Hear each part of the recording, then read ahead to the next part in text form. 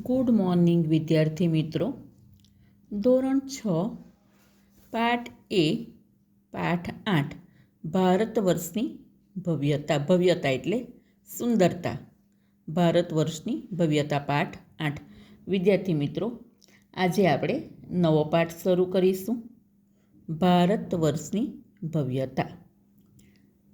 પાષાણ કાળથી લઈને લગભગ 8મી સદી સુધીના પ્રાચીન ભારતના ઇતિહાસનું આપણે અધ્યયન કર્યું. વિદ્યાર્થી મિત્રો, પાષાણ કાળ એટલે કે જ્યારે આદિમાનવ પથ્થરનો ઉપયોગ કરતો હતો, તે પાષાણ કાળથી 8મી સદી સુધી પ્રાચીન ભારતના ઇતિહાસ વિશે આપણે અધ્યયન કર્યું, એટલે કે આપણે અભ્યાસ કર્યો.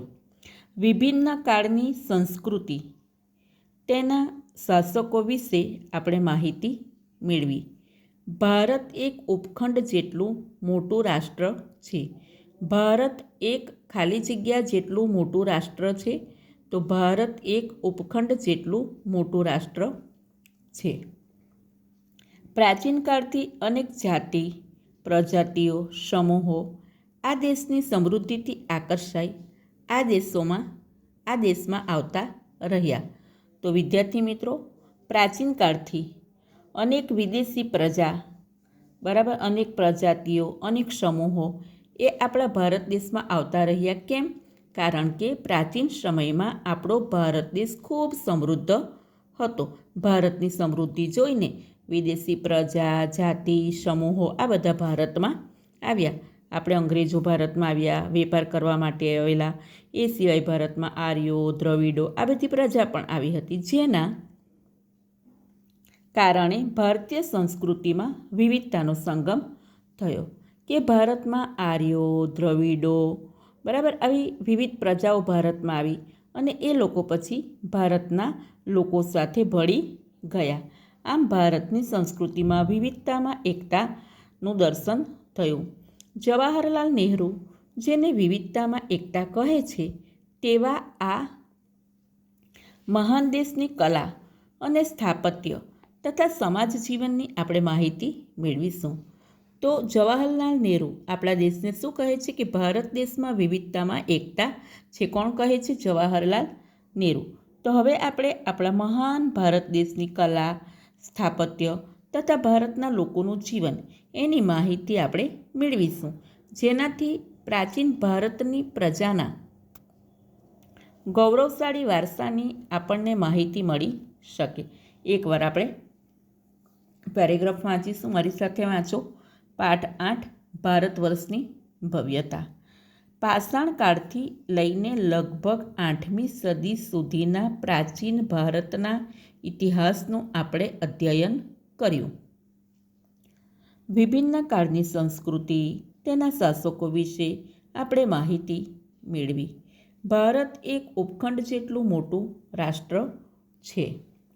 પ્રાચીન કાળથી અનેક જાતિ, પ્રજાતિઓ, સમૂહો આ દેશની સમૃદ્ધિથી આકર્ષાઈ આ દેશમાં આવતા રહ્યા છે, જેના કારણે ભારતીય સંસ્કૃતિમાં વિવિધતાનો સંગમ રચાયો છે.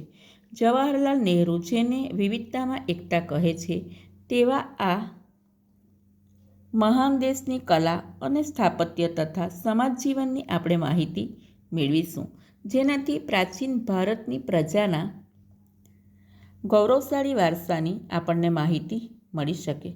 હવે બીજો ટોપિક આપણે જોઈશું, પ્રાચીન ભારત ખેતી. કે પ્રાચીન સમયમાં ભારતની ખેતી કેવી હતી. આપણા દૈનિક જીવનની મોટા ભાગની ખોરાક માટેની તેમજ વપરાશની વસ્તુઓ આપણને ખેત પેદાશોમાંથી મળે છે. સાચી વાત છે ને? કે આપણે દરરોજ જે કોઈ ચીજવસ્તુ બધી જ વાપરતા હોય છે. આપણે વિવિધ પ્રકારના અનાજ વાપરીએ છીએ, વિવિધ પ્રકારના કઠોળ વાપરીએ, શાકભાજી વાપરીએ છીએ, બરાબર છે? કે પછી આપણો ખોરાક હોય કે આપણો પોશાક હોય. કપાસની ખેતી કરે તો એમાંથી કાપડ બને, બરાબર છે? શેરડીની ખેતી કરે તેમાંથી ખાંડગોળ મળે. તો તમે વિચારો વિદ્યાર્થી મિત્રો, કે આપણા દરરોજ જીવનમાં આપણને જેની જરૂર પડે છે એ ખોરાક માટેની તેમજ આપણા વપરાશ માટેની બધી વસ્તુઓ લગભગ આપણને શેમાંથી મળે છે? ખેત પેદાશોમાંથી મળે છે. વિચારો, ખેતી ના હોય તો શું થાય? એટલે આપણા ભારત દેશ એ ગામડાઓનો બનેલો દેશ છે. આપણો ભારત દેશ એ ખેતી પ્રધાન દેશ છે. એટલે ખેતીનું અને ખેડૂતનું આપણા ભારત દેશમાં ખૂબ જ મહત્ત્વ છે. ખેડૂતનું, ખેતીનું, ગામડાનું આપણા ભારત દેશમાં ખૂબ જ મહત્ત્વ છે. ખેતીની શરૂઆત પ્રાચીન ભારતમાં થઈ હતી. તે સમયમાં પણ ખેતી માટે વિવિધ ઓજારો એટલે કે સાધનો અને સિંચાઈની વ્યવસ્થા હતી. સિંચાઈ એટલે શું? તો ખેતીના પાકોને કૃત્રિમ રીતે પાણી આપવાની પ્રક્રિયાને શું કહે છે? સિંચાઈ કહે છે. પ્રાચીન સમયમાં પણ વિદ્યાર્થી મિત્રો ઘઉં, જવ, ડાંગર, જુવાર, બાજરી, તલ, વટાણા વગેરેની ખેતી થતી હતી. ચાલો એકવાર વાંચો મારી સાથે. પ્રાચીન ભારત, ખેતી, ભાર મૂકીને સરસ વાંચન કરવાનું. આપણા દૈનિક જીવનની મોટાભાગની ખોરાક માટેની તેમજ વપરાશની વસ્તુઓ આપણને ખેત પેદાશોમાંથી મળે છે. ખેતીની શરૂઆત પ્રાચીન ભારતમાં થઈ હતી. તે સમયમાં પણ ખેતી માટે વિવિધ ઓજારો અને સિંચાઈની વ્યવસ્થા હતી. પ્રાચીન સમયમાં ઘઉં, જવ, ડાંગર, જુવાર, બાજરી, તલ, વટાણા વગેરેની ખેતી થતી હતી. હવે આપણે જોઈએ ઓજારો. ઓજારો એટલે સાધનો. હડપ્પા સંસ્કૃતિમાં ખેત ઓજારોમાં હળના અવશેષ મળ્યા નથી. અત્યારે જે આપણે બળદગાડાનો ઉપયોગ કરીએ, હળનો ઉપયોગ કરીએ, તો હડપ્પીય સંસ્કૃતિના જે ખેતીના સાધનો હતા એમાં હળના અવશેષ મળ્યા નહીં. પરંતુ શું મળ્યું હતું? પરંતુ હળ આકારનું રમકડું મળ્યું છે. બરાબર છે?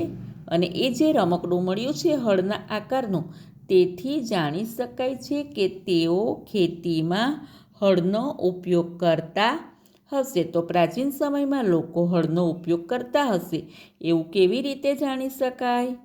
તો હડપ્પા સંસ્કૃતિમાં ખેત ઓજારોમાં હળના અવશેષ મળ્યા નથી, પરંતુ હળ આકારનું રમકડું મળ્યું છે. તેથી જાણી શકાય છે કે તેઓ ખેતીમાં હળનો ઉપયોગ પણ કરતા હતા. બીજો પેરેગ્રાફ જુઓ. આશરે 2500 વર્ષ પહેલાંના સમયથી ખેતી માટે લોખંડના સાધનોનો ઉપયોગ વધતો જતો હતો. તો આશરે 2500 વર્ષ પહેલાંના સમયથી ખેતી માટે કઈ ધાતુના ખનિજોનો ઉપયોગ વધતો જતો હતો? લોખંડના સાધનોનો ઉપયોગ વધતો જતો હતો. તેમાં જંગલોને સાફ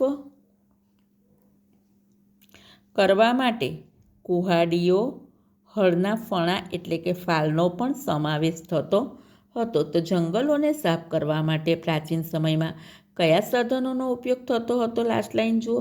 જંગલોને સાફ કરવા માટે કુહાડીઓ, હળના ફણા, ફાલનો પણ સમાવેશ થાય છે. આ ઉપરાંત દાતરડું, કુહાડીથી પણ પ્રાચીન સમયના લોકો પ્રચલિત હતા. અત્યારે પણ દાતરડું અને કુહાડીનો ઉપયોગ થાય છે, પણ એનો ઉપયોગ હવે ધીરે ધીરે શું થયું છે? નવી ટેકનોલોજી આવી એટલે ઓછો થયો છે. ચાલો વાંચો ઓજારો. મજા આવે છે ને ભણતા જવાનું ને વાંચતા જવાનું, એટલે પાઠ પણ સરસ વંચાઈ જાય. ઓજારો. હડપ્પા સંસ્કૃતિમાં ખેત ઓજારોમાં હળના અવશેષ મળ્યા નથી, પરંતુ હળ આકારનું રમકડું મળ્યું છે. તેથી જાણી શકાય છે કે તેઓ ખેતીમાં હળનો ઉપયોગ કરતા હતા. આશરે 2500 વર્ષ પહેલાંના સમયથી ખેતી માટે લોખંડના સાધનોનો ઉપયોગ વધતો જતો હતો. તેમાં જંગલોને સાફ કરવા માટે કુહાડીઓ, હળના ફણા, ફાલનો પણ સમાવેશ થાય છે. આ ઉપરાંત દાતરડું, કુહાડીથી તેઓ પરિચિત હતા. હવે આપણે જોઈએ સિંચાઈ. સમૃદ્ધ સિંચાઈ એટલે શું? તો ખેતીના પાકોને કૃત્રિમ રીતે પાણી આપવાની પ્રક્રિયાને સિંચાઈ કહે છે. નદીઓ ઉપર બંધો બાંધીને સિંચાઈ દ્વારા ખેતી કરવામાં આવતી હોય છે. સિંચાઈ. સમૃદ્ધ ગામડાઓ વગર રાજાઓ અને તેમના રાજ્યનું ટકી રહેવું મુશ્કેલ હતું. જો ગામડા સમૃદ્ધ ના હોય તો પછી રાજાઓ અને તેમના રાજ્યને ટકી રહેવું પણ શું હતું? મુશ્કેલ હતું, કારણ કે આવક તો ખેતીની હતી. જે રીતે ખેતીના વિકાસ માટે નવા સાધનો અને ધરૂરો પણ મહત્ત્વપૂર્ણ પગલાં હતા, તેવી જ રીતે સિંચાઈ વ્યવસ્થા પણ ઘણી ઉપયોગી સાબિત થઈ. તો જે રીતે ખેતીના વિકાસ માટે નવા સાધનો કયા? તો નવા સાધનો છે ધરૂરો પણ. તેવી જ રીતે સિંચાઈ વ્યવસ્થા પણ ઘણી ઉપયોગી સાબિત થઈ. આ સમયે સિંચાઈ માટે કયા જળાશયો બનાવવામાં આવ્યા હતા? તો આ સમયે સિંચાઈ માટે નહેરો, કૂવા, તળાવો તથા કૃત્રિમ જળાશયો પણ બનાવવામાં આવ્યા હતા. ફરી વાંચી લો. સિંચાઈ.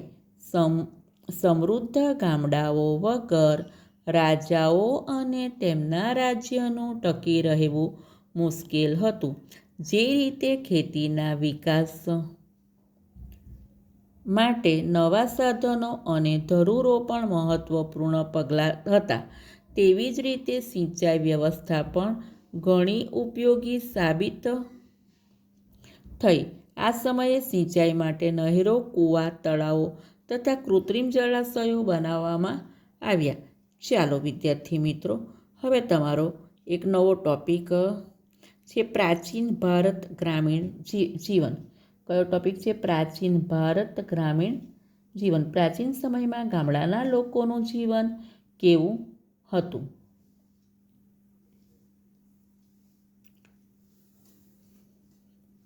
એક મિનિટ વિદ્યાર્થી મિત્રો, વેટ કરો 1 મિનિટ.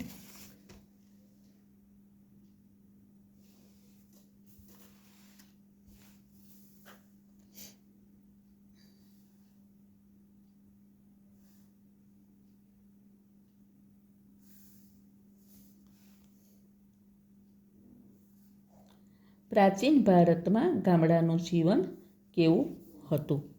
બરાબર છે. પ્રાચીન ભારત ગ્રામીણ જીવન.